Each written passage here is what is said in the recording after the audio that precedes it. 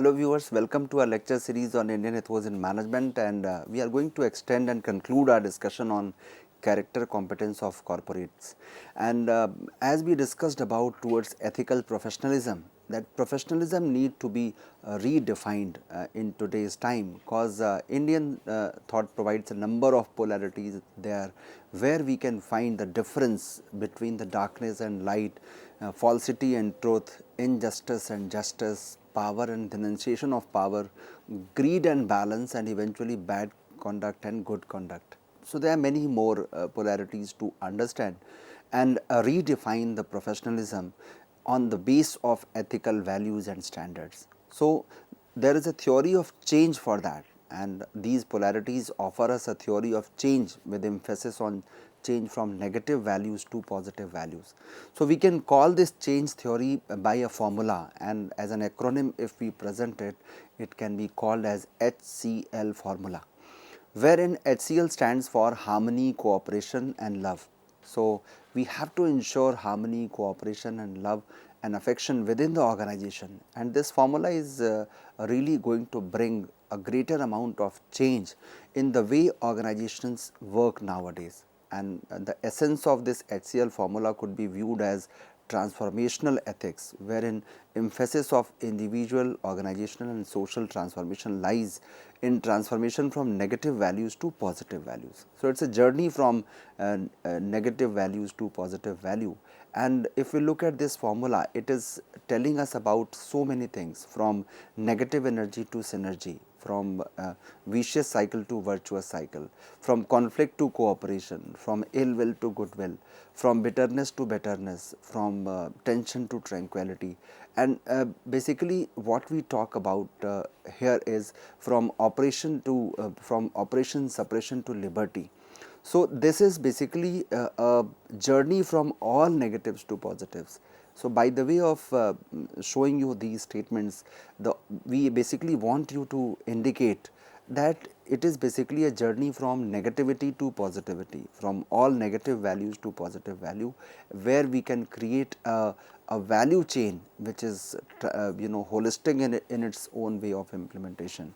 And this HCL formula is basically going to bring a great change in the way organizations are working nowadays, because this is there into the essence of Indian ethos in management, and now we have increasingly started adopting and implementing such values into our value chain, and that is why now we talk about total value chain. And this idea of total value chain has been around to improve the efficiency and effectiveness of business operations. Although total value chain could be viewed within the context of total value chain, that is whether a company or organization is contributing to enhance the positive values both within organization as well as in society or not. So, whether this company in which I am working or for which I am working, whether it is contributing to strengthen the positive values within the organization and also in the society or not. And if it is so, then of course, my organization is having some strong values in its behavior. Although total value chain emphasizes the efficiency framework, and total value chain points to ethical values framework within which any organization or every organization operates. It actually gives a suggestion to us that the value addition should take place within the framework of value addition, which includes the human and spiritual values. So, we should include both the types of values, and while adding that value, while implementing this process, it should be done within the framework of values addition by including human and spiritual values. It also gives a reflection to us that ethical values should be practiced across the total value chain, from either production to the marketing, or even after that, even after selling the product, what you call as after sale services, at that level also the value should be intact. So, it is not only the production or not only the marketing where the value is needed. So, we have to create a value chain in totality. So, in all our operations we are ethical. Suppose if my company is very good in terms of production, but when it comes to marketing its behavior is not okay, then of course, the entire purpose gets defeated, Because by simply being ethical in one practice or in one process, you cannot say that we are ethical in all aspects. So, we have to understand that my organization cannot sustain unless we believe into the creation of a total value chain. So, my dear learners, in this way we have discussed about different problems and how to find solution to those problems. So, we have to now give a new definition to the success, which I told you at the very outset when we discussed about the problem and from where it has emanated. The problem emanates from the point of origin, that what do we mean by success. So, in general, the idea of success need to be redefined. We have to give the right definition to the success. Normally, if we talk to any business house to your mind what is success, they basically talk about the narrowest definition of success by simply basing it to the financial parameters and numbers, which are many times devoid of ethical content. They say that the sales figure, the profit figures, or the company's turnover is going to define the success of that corporate entity, and while doing so they somehow forget about the ethical content and assume in a wrong manner that these numbers are devoid of ethical content. They should include that ethical content also. So, the bottom line is emphasized rather than the ethical bottom line. So, we have to understand that ethical bottom line is something which is very much needed, and it has been said for very long about the Indian tradition, where we talk about the profit through ethical ways and means. We believe into the Shubh Labh theory, and the extent to which a company fulfill their social responsibility, it should also be part of the definition of the success. So, the companies, what is the presence of company in terms of CSR activities, in terms of the welfare of society, in terms of the welfare of the universe, what is the contribution of a business organization, that should also determine its success. So, the idea of character competence suggests that the notion of corporate success should be redefined, and for redefining that we have to inculcate or include all those points which are needed for ensuring the implementation of business ethics at all levels, be it individual, be it organization, or be it market. So, the idea of ethics in business, managerial ethics, ethics and management, it has become now part of the management thought theory and management thought. So, further development in this field, it actually needs translation of theoretical frameworks into the operational tools. Unless we develop those handy tools which can be implemented in all business setups, regardless of their nature, their geographical location, the kind of people who are heading that organization, we cannot find the Indian ethos to be implemented in management in its true sense. So, the need for ethics based management models are the need of the hour, and ethics based management models, it can be broadly classified into three categories, wherein you relate it to the idealized situation, you relate it to the ground reality, and then you try to find the gap between the ideal and the real. And for developing ethical sensitivity, all three approaches are needed. Unless we know the ideal and we actuate the actual, we cannot bridge the gap, we cannot find the variance between the two, and if we are not able to find variance between the two, there is no point finding solution to that situation. So, we have to redefine the entire definition of success. Success means bringing smile to all faces, whether they belong to our organization or not. And we should understand here that discourse and discussion on ethics in business, it should continue through dialectics, dialogue and commentary, taking into consideration various paradigms in the form of what we discussed about deontological, teleological, practical spirituality, and various other approaches which are being added to the body of knowledge on this subject. So, with this, my dear learners, I tried to provide you the ways and means of improving the character competence of corporations, and what is the situation, what are the possible solutions, all those have been discussed. Now, it is time for us to move on to another dimension of recognizing the right brain as a seat of creativity.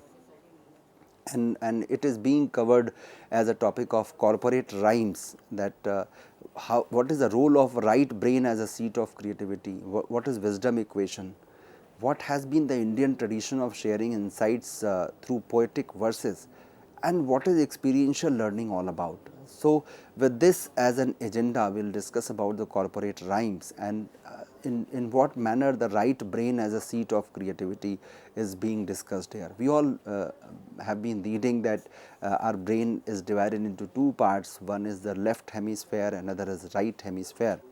And right hemisphere is basically called as the seat of creativity. So, during ancient times, management was regarded as an art. During modern times, it became a science. So, earlier we were calling this entire management activity to be an art. And if you recall the top Indian business houses or top business people of India, you would find that at times they could not obtain any MBA degree from any top shot institution, but they were so well versed into their behavior. They were great artists of their time.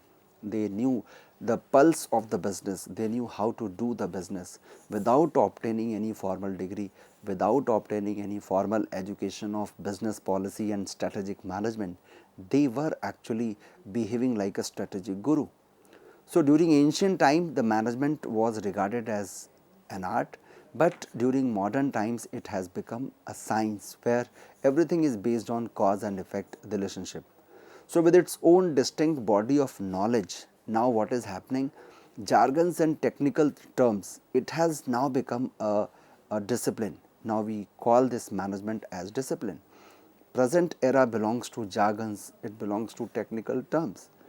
Earlier we were talking about business environment, now we talk about the VUCA world. We talk about the different layers and layers within the layers of business environment. It has now become a discipline to study. So, as a discipline we can say that it combines both the art as well as science. So, management as a subject, it now combines not only the art, which is basically called as the best way of performing any act, any activity, that is called art, and science says that we have to be very logical. It is based on cause and effect relationship. So, if your input is like this, your output would be like this. So, we are going to make a forecasting of the possible profits with the given efforts. So, in its evolution as a subject, it was dominated by rational analytic approaches initially. So, the entire management discipline is being dominated by rational analytic approaches, and here we need to take a pause and think, what about all those calculations when this global pandemic of COVID-19 emerged? All calculations, all anticipations, all forecasting, they became futile. They became a futile exercise, because nobody could ever imagine that this kind of calamity will come, this kind of pandemic will spread, that the entire world would face a lockdown, a situation of lockdown.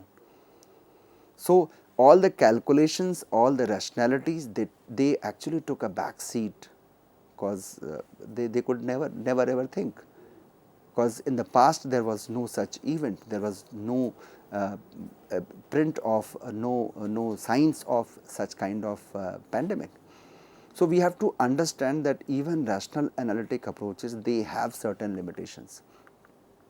So, with the recognition of right brain as a seat of creativity, there is intrusion as well as acceptance of this right brain approaches in developing knowledge about management.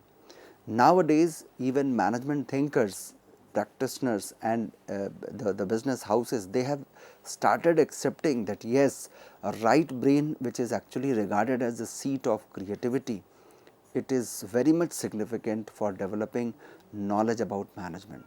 And here comes the role of wisdom equation, which can be indicated here. We can define the wisdom by the way of an equation, which is a combination of reason and intuition. So, W, if W indicates wisdom, it is actually a function of R plus I. When I say R, it indicates reason, which means I am talking about the logic. I am talking about the left brain, and I means intuition, which means I am talking about the right brain. So, gone are the days when we used to talk about either using right hemisphere or using left hemisphere. We need to combine both of them to create a synergy, to ensure the wisdom to emerge. So, if we wish that wisdom to emerge, we need to combine both of them. Why are we finding them competing to each other? They are complementary to each other. So, reason plus intuition both are needed. So, if my intuitive capabilities are activated, then of course, I can intuit that if God forbid this situation emerges, what would be my plan B? What if my plan B does not work? What is my plan C? So, what are the possible dimensions? To what extent we can think of? That is something which is regarded as wisdom. That is a reflection of wisdom, that we should be prepared for every and any situation. And the wisdom is a combination of both reason as well as intuition. So, wisdom managers and wisdom leaders, they use both of these approaches, that is the root of reason and the root of intuition. So, now the time belongs to wisdom managers, wisdom leaders. We do not need knowledge managers, knowledge leaders now. We need wisdom managers and wisdom leaders now, because time belongs to those people who are using both the sides of the brain, be it left hemisphere or be it right hemisphere. So, in essence, if I have to basically elaborate, I would say they use both the sides of their brain in decision making, that is for problem solving and solution finding. So, while solving your problem along with your reasoning capabilities, intuitive capabilities also play a significant role. So, if I have to find a solution to a problem, if I want to solve a problem, then both the sides of the brain is being used for decision making, and that is the right way of facing a situation or solving a problem. So, on the basis of action and reflection, they continuously learn from experiences, and this actually leads to better insights and development of new tacit knowledge in the form of wisdom. So, by practice and practice, we basically develop unknowingly the new tacit knowledge, and it is being known or it is emerging in the form of wisdom. In fact, management can be considered as a science, art and wisdom. We can add another term into it, that science and art it is, but again it is basically an act of wisdom, a person who applies his wisdom in a proper way. So, there are poetic verses which are an important medium for development of the right side of the brain, because right side of the brain is very creative, and it basically learns or understand without any logical reasoning. It actually goes into creativity. So, if we look at the Indian literature, we find that there are many regional verses, many regional poems, there are many acronyms, there are many so called statements which are being used by the business enterprises, or even in our routine life we are basically using those verses, those lines we recall, and they are being used as rhymes. So, why do not we discuss about the corporate rhymes? If the same can be applied into our routine life, into our family affairs, why not the corporate affairs? Why not the companies? So, these poetic verses now they have started gaining important medium for development of the right side of the brain. And verse writers, they many times provide insights through metaphors and poetic expressions, and you recall, at times you recall, and I would be presenting before you some of the rhymes, some of the lines which are being used by business enterprises at large. So, earlier small business houses they have been using, they are being called as the statements which are positively used in that business fraternity. So, those regional poems, those regional poetic verses, now it is time for us to recall and realize what is the reason behind giving those ideas, who drafted those lines, what is the reason behind using those terms into the business houses. Like at times we find a very popular line in some of the business houses, aaj nagad kal udhar. So today cash, tomorrow credit, and that tomorrow never comes.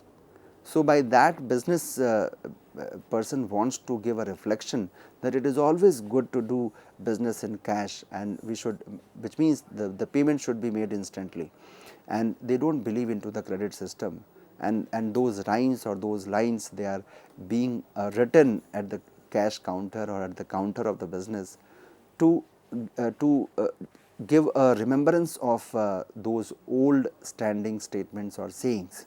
So, verses writers, they are offering insights through metaphors and poetic expressions. And India has a rich tradition, long rich tradition through Kalidas, Kabir Das, Kanak Das and Tulsi Das, who express their insights through poetic verses. There are many other people who have contributed. I am simply giving you citing some of the names as a symbolic of the people who have contributed to those to these poetic verses. Kabir is always being quoted as far as Indian system or Indian scenario is being concerned. So, in fact, Indian languages, they have rich repository of poetic verses, which are based not merely on poetic imagination, but they also have a keen poetic observations of happenings in the society. They sometimes in sarcasm, sometimes in happiness, they are indicating about the crude reality of that domain, be it your business, be it your family life, be it your society, or be it your nation at large. So, you would find that there is a lesson in those poetic verses, and they offer you an imagination. So, in those two lines you realize the reality of that business. Like I recently visited a business counter, a business house, where at the time of Diwali, it's a small business house where it has written a poem there that प्यार गया पैसा गया और गया व्यापार दर्शन दुर्लभ हो गए जब से दिया उधार. So, it is basically a rhyme that the love has gone, affection has gone, money has gone, and I could not see the person since I gave credit to that particular customer. So, you are losing your customer just because of giving credit without evaluating his position, although the business scenario is changing rapidly. Businessman is not offering credit, there are certain agencies which are offering credit, but still those lines they are so pragmatic, they are so valuable for business organizations to realize the need of strengthening the credit position of a business organization. So, the foundations of Eastern awakening is basically coming from these kind of verses also. They have also provided foundations for Eastern awakening and many social movements arising thereby. If we talk about Bhakti movement, which is India's freedom movement, and many contemporary spiritual movements with origin from India, they are illustrative of Eastern awakening. We all know that Eastern awakening is something which is very much significant nowadays, because we have been studying about the Western awakening, but we need to recall and understand the Eastern awakening as well. So, I would in the next lecture of mine, I would present before you the way researchers, they had tested the poetic approach to teaching management concepts and ideas, and the way they have found it useful tool for right brain development, that I would discuss in detail in the next lecture of mine. I hope you must have enjoyed this very segment of our lectures on Indian ethos in management. Thank you so much.